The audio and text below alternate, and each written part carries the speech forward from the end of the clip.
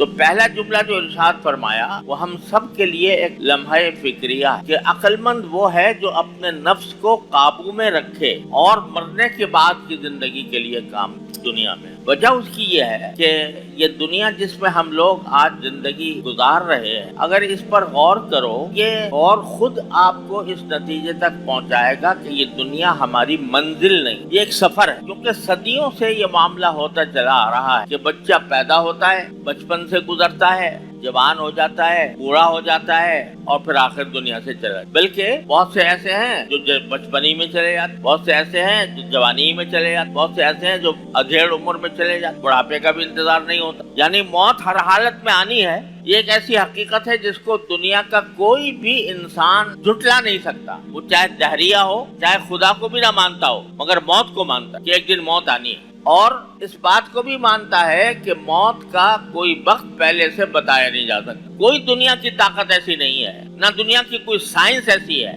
جو انسان کو یہ بتا دے کہ تمہاری موت کب آنے والی. صحت، بظاہر صحت مند آدمی نظر آتا ہے، اچانک دل کا دورہ پڑا ختم ہو گیا. بظاہر صحت مند آدمی نظر آتا ہے اور اچانک اس کے دماغ کی رگ پھٹ گئی، ختم ہو گیا. یا اور کوئی اچانک ناگہانی حالت پیش آ گئی، کوئی حادثہ پیش آ گیا، کوئی ایکسیڈنٹ ہو گیا.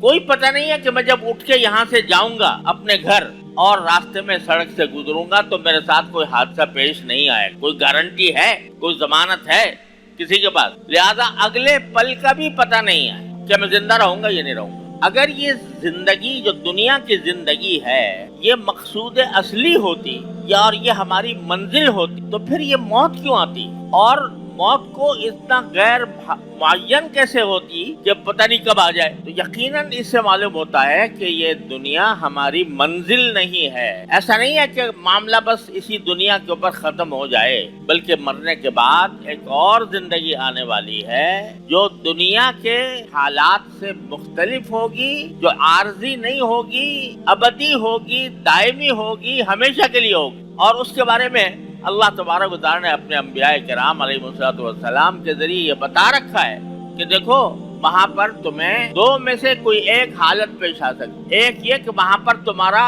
امتحان ہوگا، حساب ہوگا، اور اس امتحان کے اندر اگر تم کامیاب ہو گئے تو تمہارے لیے دائمی ابدی نعمتیں ہیں، جنت ایسی نعمتیں ہیں جن کا تم نے دنیا میں کبھی تصور بھی نہیں کیا. وہ نعمتیں رسول کریم صلی اللہ علیہ وسلم نے ارشاد فرمایا کہ اللہ تعالیٰ فرماتے ہیں اعددت لعبادی الصالحین ما لا عین رأت ولا اذن سمعت ولا خطر علی قلب بشر. میں نے اپنے نیک بندوں کے لیے ایسی نعمتیں تیار کر رکھی ہیں کہ نہ آج تک کسی آنکھ نے وہ دیکھی، نہ کسی کان نے ان کا تذکرہ سنا، اور نہ کسی انسان کے دل پر ان کا خیال کبھی گزرا.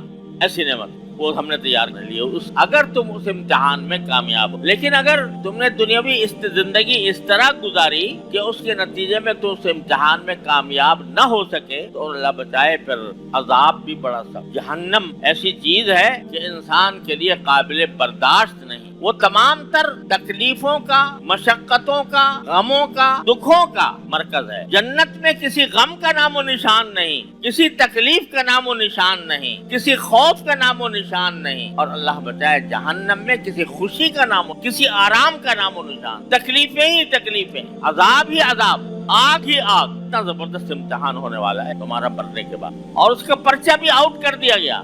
کیا پوچھا جائے گا تم سے اس امتحان میں کہ بتاؤ ہم نے تمہیں اتنی زندگی دی تھی، وہ کاہے میں گزاری؟ ہم نے تمہیں اتنا مال دیا تھا، کس چیز میں خرچ کیا؟ ہم نے تمہیں جوانی دی تھی، وہ جوانی کس چیز میں لٹائی تم؟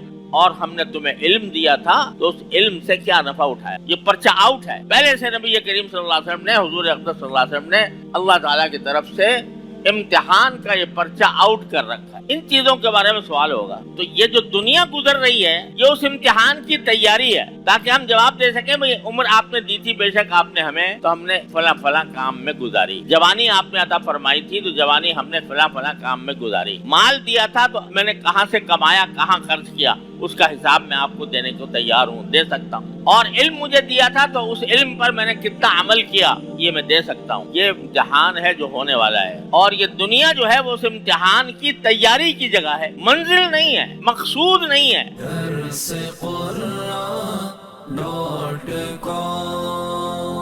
www.darsequran.com